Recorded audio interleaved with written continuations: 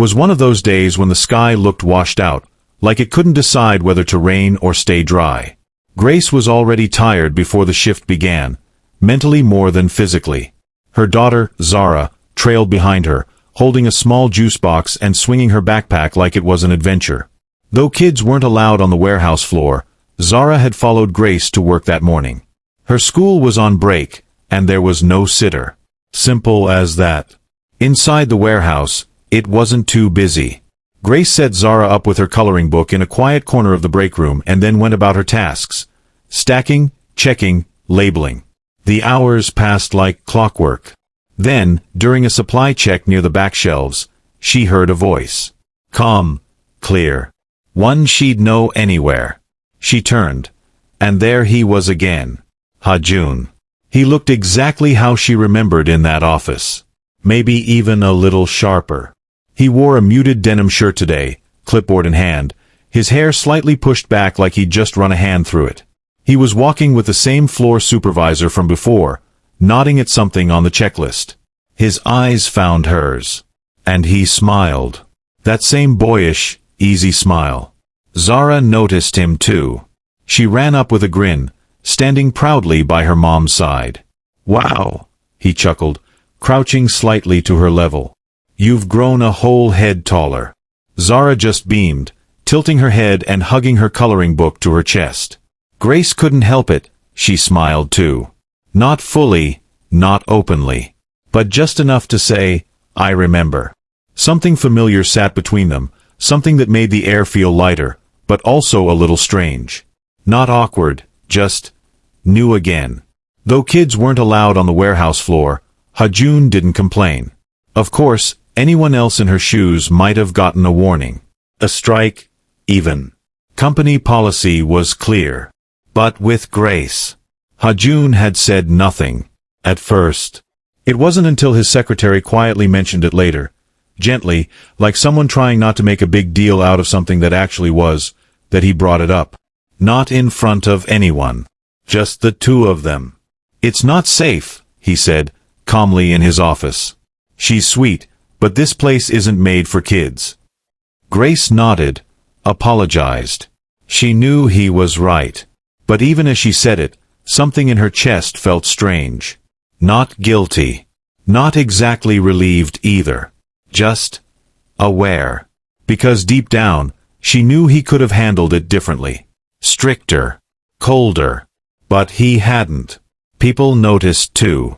One of the older women on her line had nudged her later, smirking. You know, I think he likes you. He's nice, sure, but he's a little extra nice when you're around. Grace had just laughed it off, too loud, too quick. But her ears had gone warm. She wasn't delusional. She knew life. She knew men. Her own father had been the first disappointment in a long string of them. She didn't go around building castles in the sky. Still, it made her secretly happy to think that maybe, someone like him, 5 years younger, could look at her and not just see a tired mom in warehouse gear. She'd never admit it out loud. But that quiet flutter in her chest? It was real. And it scared her a little. It was strange. How a simple question could carry so much weight. How are you? That was what he always asked. Nothing more, nothing less. Just those 3 words. But they left Grace rattled every time. She'd be called upstairs, her badge buzzing at the elevator that led to the glass-walled office. The first time, she thought she was in trouble. The second time, she assumed it was a mistake. By the third, she stopped guessing. It became routine in the oddest way, those quiet check-ins where Ha-Jun would glance up from his desk and offer her a gentle smile. Grace, he'd say softly, like her name belonged somewhere safe. And then, how are you? She never quite knew what to say. Fine. Tired. Surviving. Her answers felt too small, too clumsy for how carefully he asked. As if the question came from a place she couldn't see. As if it wasn't just about work or her mood, but something else he wasn't ready to say. And still, nothing ever followed. No assignment. No announcement. No feedback. Just the question. And every time, Grace would walk out of that office with her heart tripping over itself. At first, she told herself it was nothing. Maybe he checked in on everyone like that.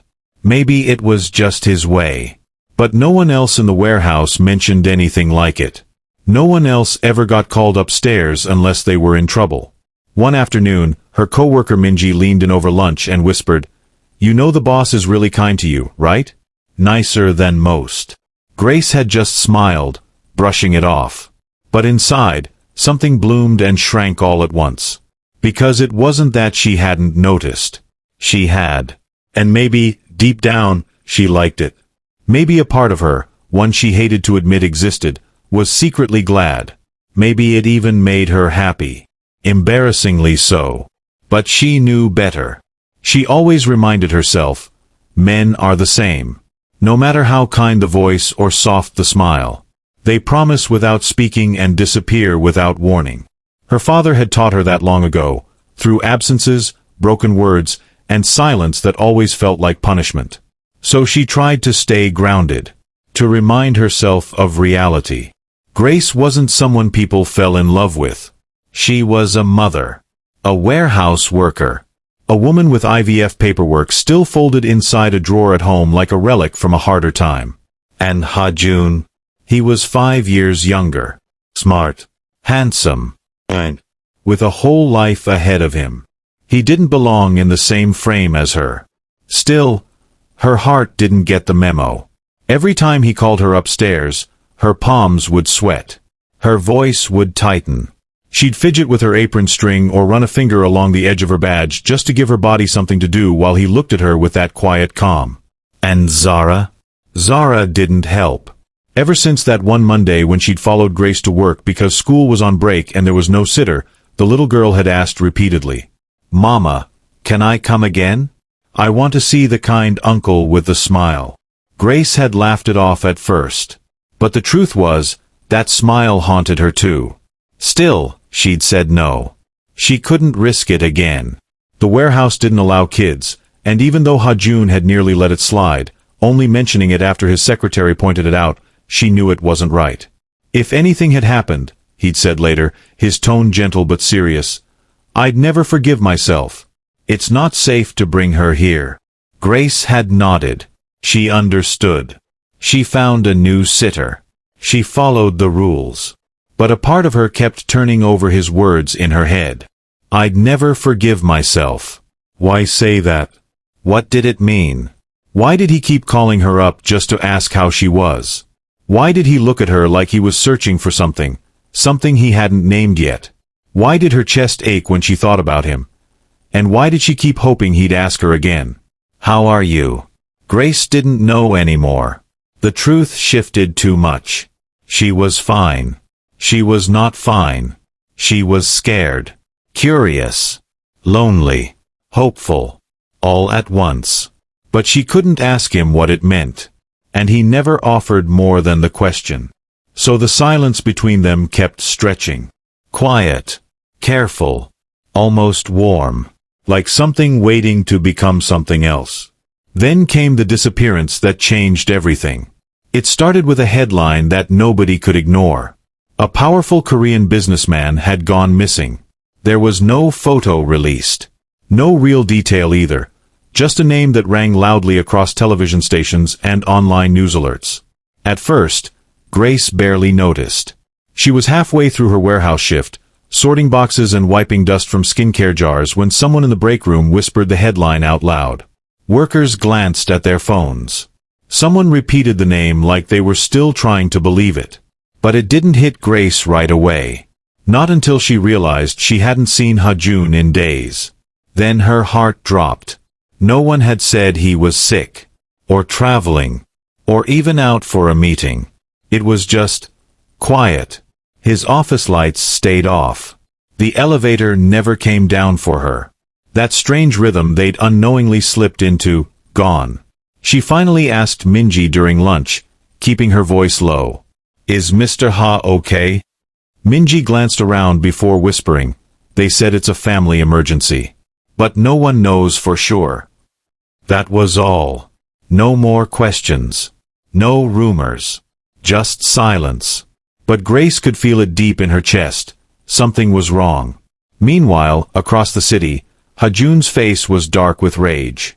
There was no photo, no concrete detail about what happened, just a cryptic message. His father had disappeared. No one could say where, when, or how. One moment the old man was headed to a meeting, the next, he was gone. And everyone around Hajun knew exactly what it meant. This wasn't a random crime. It was personal. It was a message. They didn't take Chairman Nam because of who he was. They took him because of who his son used to be. Because Hajun had walked away from the world that once feared his name. Because he dared to pretend to be just a man with an office, a desk, a schedule. They thought he had grown soft. That the calm, well-dressed man running a logistics company had forgotten what it meant to be feared. They were wrong. Though Hajun hadn't touched the underworld in years, he hadn't forgotten a thing. His silence wasn't weakness, it was restraint. He knew every alley, every name, every code. He had built part of that world once.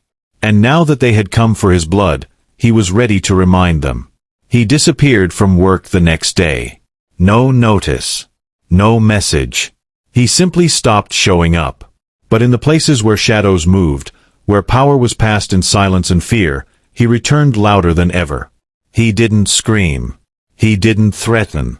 He called on favors. Pulled strings. Sent signals. He hunted. A week later, his father was found in a city 3 hours away. Alive. Untouched. The police claimed credit, calling it a breakthrough investigation.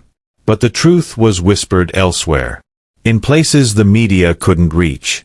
Everyone who mattered knew it wasn't the police who brought Chairman Nam home. It was Hajun. He came back to the warehouse like nothing had happened. Same neat shirt. Same polite voice, but something changed. There was no smile on his lips. The moment he stepped into the building, those who truly paid attention could feel it. Something had shifted. Hajun had been tested. And he passed without breaking a sweat. The city wouldn't dare try him again. When Grace heard that he had returned, her mind relaxed. She had wondered if he would ever come back at all. A part of her had waited, not that she admitted it out loud. Unfortunately, the call she had quietly hoped for never came. Her name wasn't called over the walkie. No one summoned her upstairs. Through her colleagues, she learned that Hajun was back, but he wasn't the same boss who used to greet the workers with warmth in his voice. He went about his duties with the same professionalism, but there was something different about him now. He didn't laugh, didn't linger to ask about anyone's family. He moved through the warehouse with purpose, speaking only when needed. He hadn't called for her. Not once. Not even to ask how Zara was doing. By the third week, Grace found herself growing anxious. She tried to focus on her tasks, but her thoughts trailed off too often. She reminded herself not to expect anything. Not kindness, not attention, not even a conversation. He was her boss. Nothing more. When she finally saw him again, it was during a routine inspection. He was walking the aisles with 2 senior staff. Grace was rearranging a shipment when she turned and caught sight of him. Her heart paused. For a moment, their eyes met. But it passed quickly. He simply nodded and kept walking, offering the same neutral expression he gave to everyone else. It was nothing. Not rude. Not cold. Just professional. And yet, something about that moment lingered. Grace stood there longer than she meant to, staring at the aisle long after he had passed. She had waited for something. She didn't even know what exactly. A smile. A question. A small reminder of the connection she thought they once had. But he didn't say a word. And she couldn't explain why it hurt the way it did. It was one of Grace's rare off days. A Saturday evening, quiet, soft. The kind that reminded her of home, not the mess of it, but the memory of it. She was on the couch, phone tucked between her shoulder and cheek, talking to her friend from back in the US about nothing in particular. Just voices filling space, a small comfort. Then the doorbell rang. Grace paused. Her neighbor never rang. She texted or called first. Always. She ended the call. Crossed the room. opened the door slowly. And there he was. Ha-Jun. No button-up shirt. No office smile.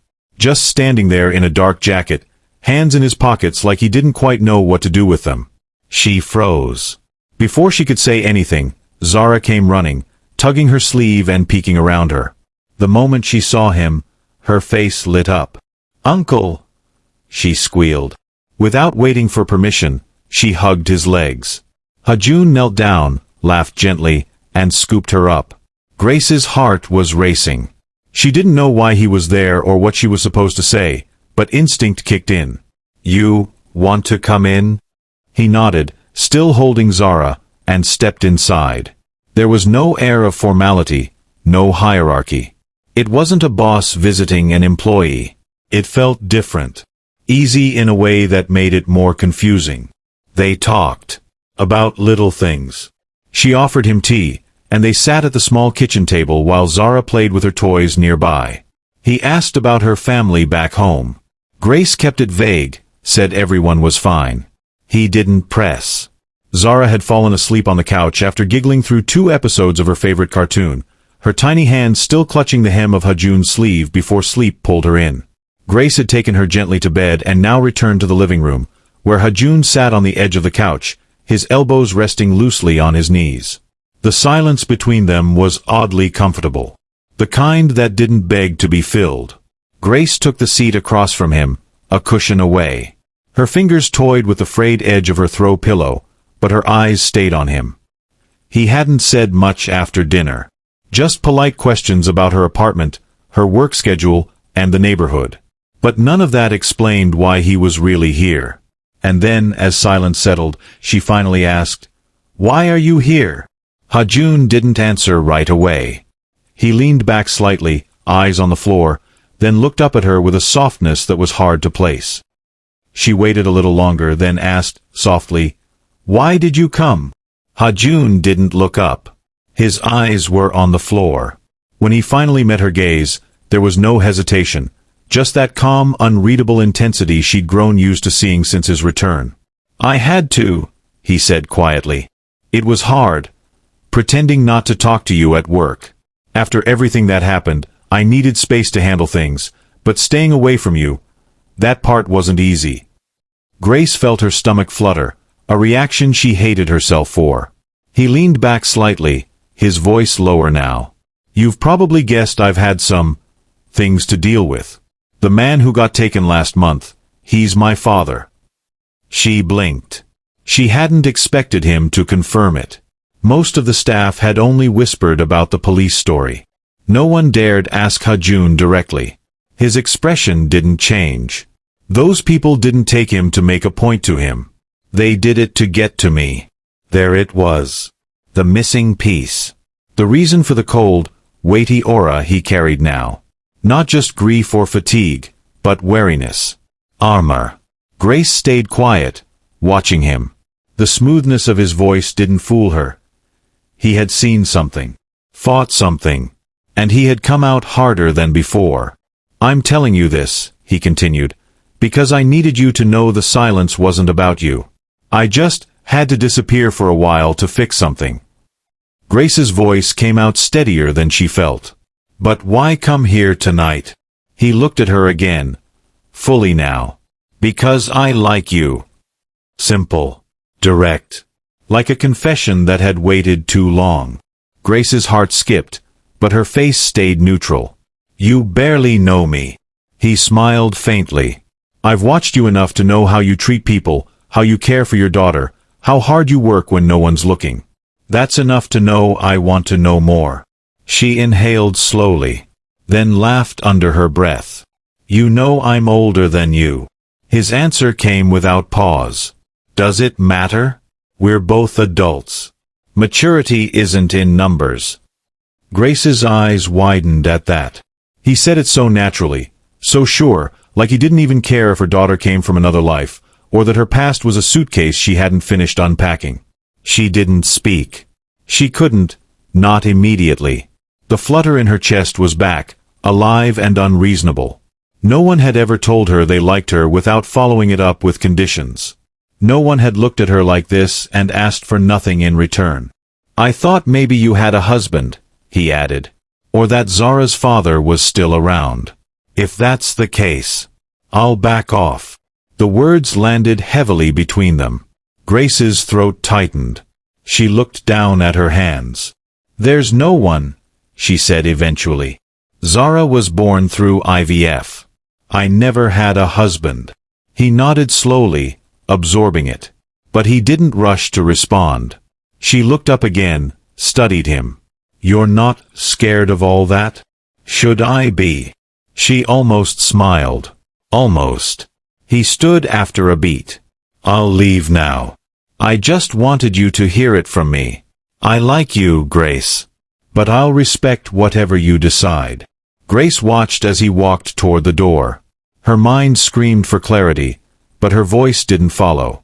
She remained still, hands folded tightly on her lap, heart pounding far too loud for a night that was supposed to be quiet.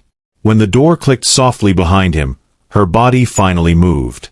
She leaned back against the couch, tilted her head up to the ceiling, and closed her eyes. This was not what she planned for her life. Not feelings. She hated love, but her heart didn't mind this time. From the day the confession was made, Grace couldn't shake the shift in her heart. At work, Hajun treated her just like the others. Polite, professional, no special attention, but something had changed between them, something invisible yet deeply felt. While his demeanor in the warehouse was composed, almost unreadable, he'd still call her some evenings, checking in softly, asking about Zara, asking how she was coping, never pushing, never lingering too long. Those calls confused her. Not because of what he said, but because of what they stirred. Grace tried to hold onto the lessons her past had taught her. Men always left, or lied, or disappointed. She reminded herself of her father's absence, of the heartbreaks she never admitted, of the loneliness that led her to IVF in the first place. She wasn't delusional. She knew not all kindness meant love. And yet, something about Hajun unsettled her resolve. He was younger, yes. But when she tried to bring it up again in passing, his answer was firm, unbothered. "Does it matter? We're both adults." That line stayed with her. So she fought the warmth creeping in, fought the hope. She reminded herself that men don't stay, that peace doesn't last. But every time his name lit up her phone, her chest tightened just a little. She didn't know what it was. But it was becoming harder to deny that something had started. And Grace was scared of where it might lead. For Hajun, it wasn't that his feelings weren't real.